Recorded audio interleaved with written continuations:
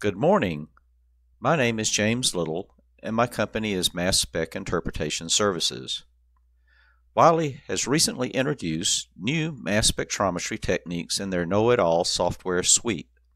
This suite is a vendor-neutral data processing solution for spectral analyses supporting NMR, mass spec, infrared, and others.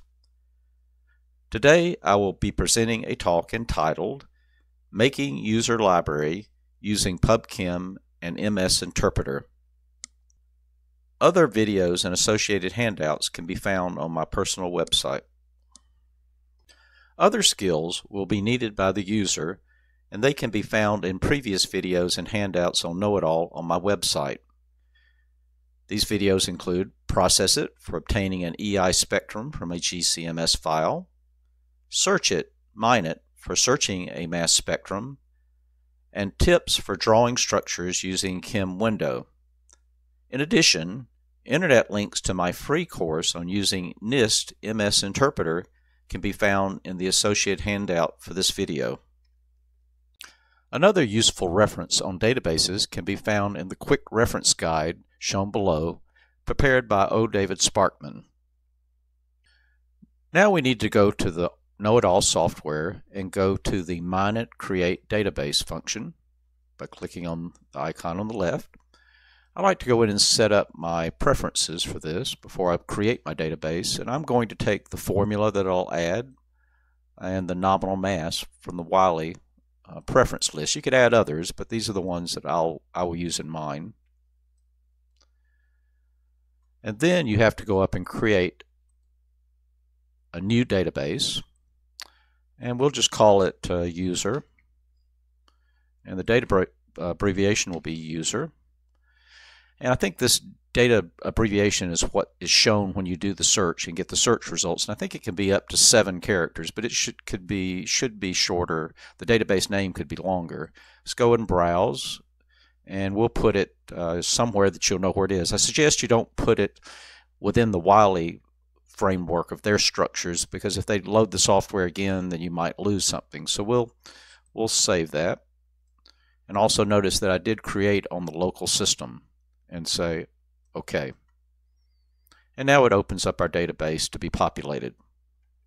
We'll now go to spectral processing on the left bottom corner. Open that, go to Process It, and I've already opened a data file and done a foreground and a background subtraction to get the desired spectrum of the component that I want to enter into my library in the bottom pane.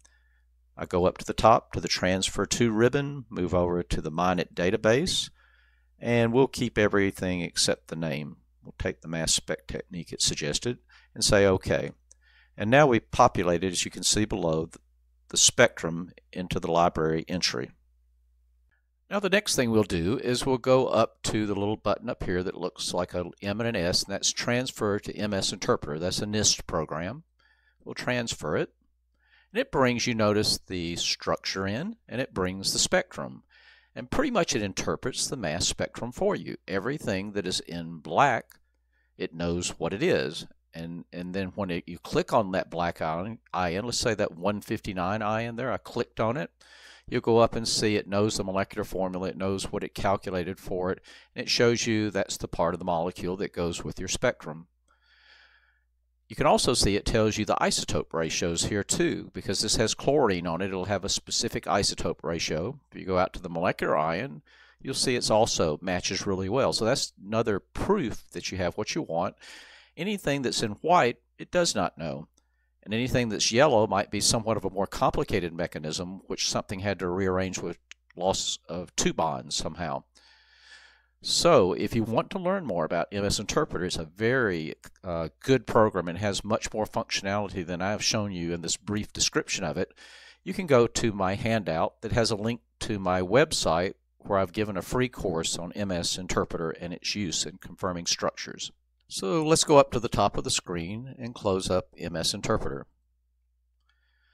Now let's do some more modification of the entry. If you go up here, you'll notice you can also go to PubChem. So let's click on the PubChem icon.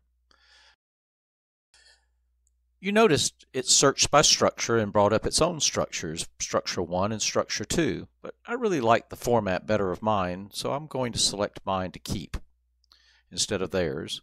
I'm going up, I don't have a name. I like their name. Okay, so we'll use their name.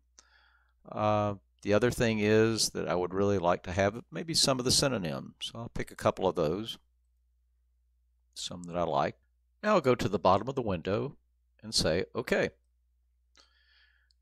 When mine comes back up, you'll notice the parameters, the names, etc. that I wanted have been inputted into the record over on the right side here. But one thing that's missing that I find very important in a user library is a comment about the origin of the material. So to get that, I'll go over to the end of the entry here where there's nothing, and I'll right-click and say Add a Column. So let's see if there's a predefined tag. So I typed in COM, see if I can find comment or comments. Let's go with comment, and we'll say OK. So now I've got my column, and I've got the comment I want, so I can just double left-click on comment. It brings up that property field, and I can put in whatever I want. We'll say this is a component commonly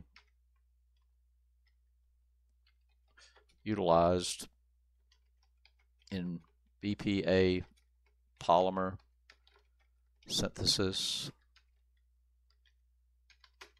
at Acme Polymer Company.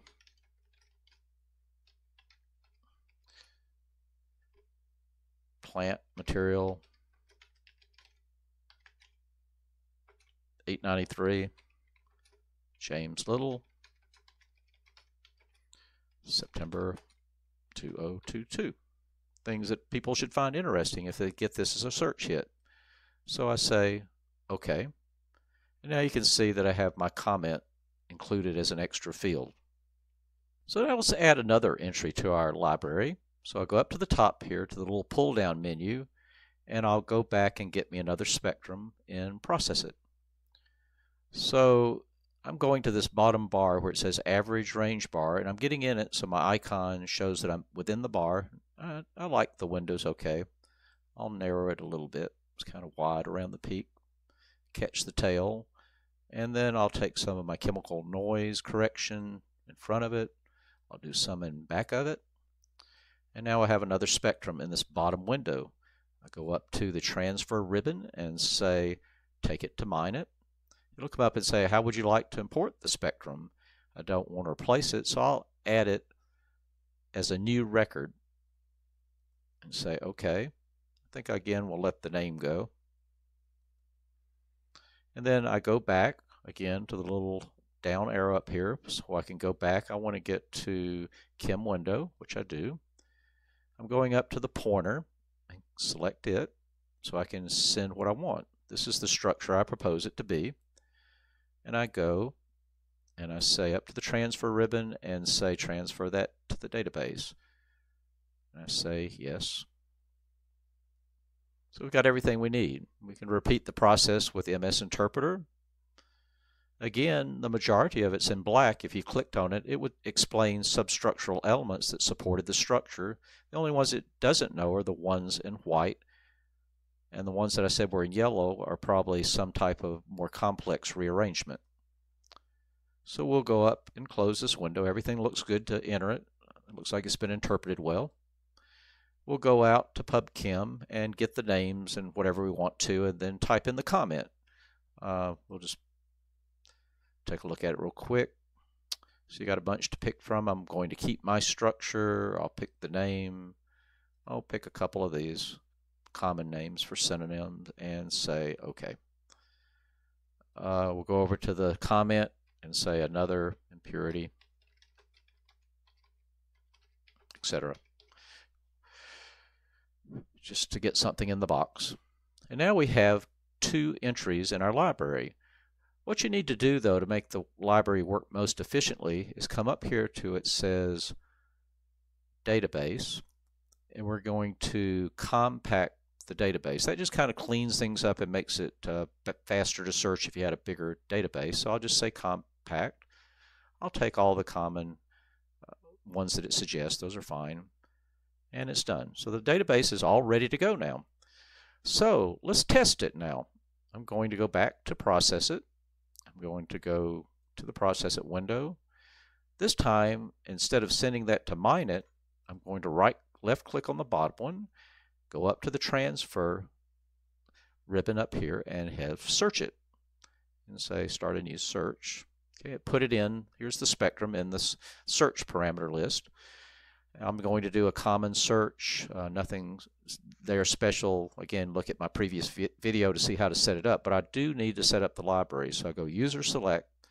You can see it knows where my user entry was put, that I have one. So I just say User and say, I'd done this before, so I'll just remove what I had down there, but I'll come up and find it. And you have to go to the bring down the menu for User, not Reference. The reference would be the Wiley ones, but if you make that active, then you have to search through there, find User, and say Add. So we've got it. Say Search, and you can see that was the best hit. My name, I didn't get it over from PubChem, but you get the idea. It does work. It searched my two libraries. It found it as the best hit. So pretty much we've created a library and we've validated that it works. So in conclusion, I hope this video will be useful to you in making user libraries for yourself using these handy tools PubChem and NIST MS Interpreter. Note, there's a series of other training videos and handouts for KnowItAll mass spectrometry software on my personal website. Good day.